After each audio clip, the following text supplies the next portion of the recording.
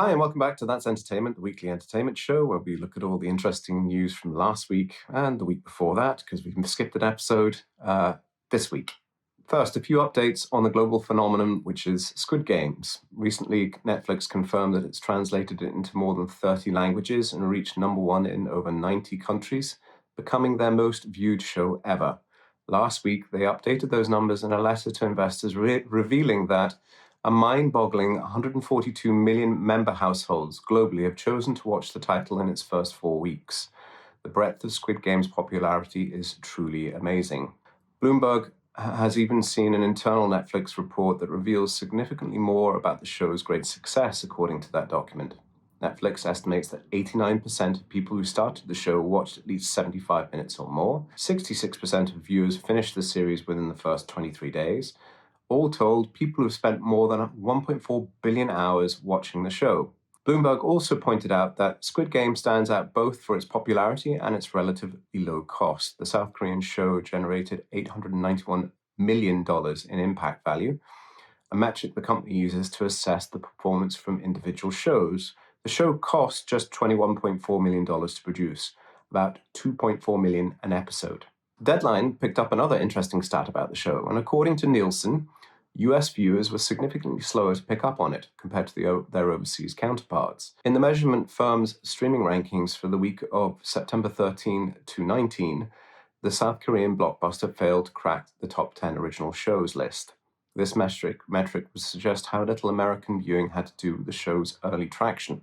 While US viewers might be slow to adopt non-English language shows, there's no arguing with the fact that globally, such content has never been more popular. The Hollywood Reporter recently picked up some very revealing data from Médiamétrie, a French-based television research group. Last year, there were 72 new non-English language series launched on global streamers, a jump from over 55% from 2019. However, when they excluded streaming services from their analysis, they focused instead on traditional television broadcasters in 11 European territories. Médiamétrie came up with some very different results. 61% of TV series were local productions, and they accounted for 70% of the viewing time. While the streamers have had great international success with such non-English language productions as Lupin and Money Heist, Médiamétrie VP Frédéric Valpré believes that there's still a more traditional alternative for showmakers looking to find international success. For local producers, the aim is to build a local hit and then to sell that format internationally for adaptations.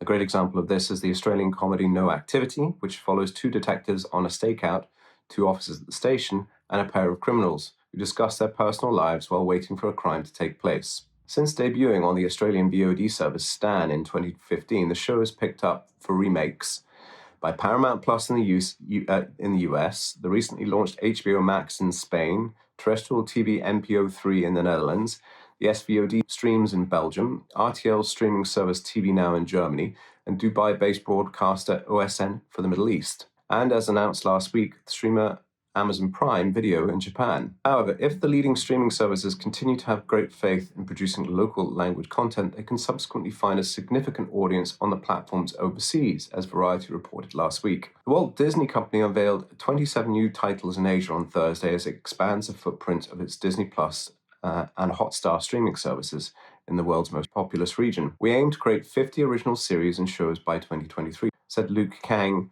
Walt Disney's Asian Pacific president. OTT is quickly going mainstream, and Disney Plus is well positioned to take part in that. The announcement revealed that Disney will be commissioning productions from multiple territories in the region, including South Korea, Japan, Indonesia, Taiwan, Malaysia, and China. Netflix also announced details of a major investment in the Asia Pacific region, with news of a multi-series deal with leading Japanese TV stations TBS. It will see primetime drama Japan Sinks People of Hope, arriving on Netflix just hours after its initial TV broadcast, with new productions to follow as a Netflix original series later in 2021 and 2022. Those non-English language subscribers have never been more important to the major streaming services. Last week, Netflix revealed that they beat their own forecast subscriber growth in Q3, adding another 4.4 million subscribers globally. For a second consecutive quarter, the Asia-Pacific region was the biggest contribution to overall gains, signing up 2.2 million new subscribers. Europe, the Middle East, and Africa contributed a further 1.8 million, and Latin America added 300,000. And the US and Canada saw 70,000 new signups, the smallest increase by far, but a significantly better result than Q3, which saw a loss of around 400,000 subscribers across North America. In the same week, HBO Max revealed that they added 1.9 million users outside the US.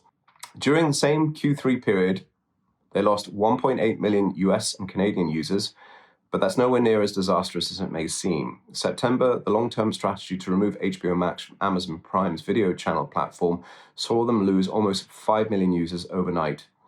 Users they immediately attempted to win back with a special offer. As Lightshed analyst Richard Greenfield subsequently argued, seeing domestic subscriptions only down 1.8 million is impressive and is probably a combination of continued solid organic subscription growth and the recapturing of subscriptions fast. Greenfield also argued anyone who says day-and-date films on HBO was a mistake for Warner Media is wrong, very wrong. While Warner Brothers initially faced huge criticism from Hollywood for that decision, it seems that these broken fences have been pretty much mended. As Deadline put it, while it's clear that the availability of Warner Brothers' theatrical slate on HBO Max day and date this year has impacted the studio's US box office results, Warner Media's CEO Jason Kilar noted that the studio spent generously to make things right in the box office buyouts for the big stars of the films whose break-even gross paydays were impacted by the day-and-date switch. Kilar went on to stress that the success of Warner Brothers' 2021 titles and the likelihood of sequels from those titles won't purely rely on their box office numbers, which is great news for fans of Dune. He also reconfirmed that the studio's 2022 tentpoles will all receive an exclusive theatrical release, while they will also produce 10 exclusive movies for HBO Max to help drive subscriber growth. And finally, here's a roundup of some of the other key product announcements from streamers. The dystopian graphic novel, Why the Last Man, has been cancelled by Hulu weeks before the end of its first season. According to The Hollywood Reporter, the decision wasn't down to ratings, but the additional cost incurred as a result of COVID delays, with extended options on the talent and showmakers running out last week. Although the series was produced by FX, the original comic series was published by Vertigo.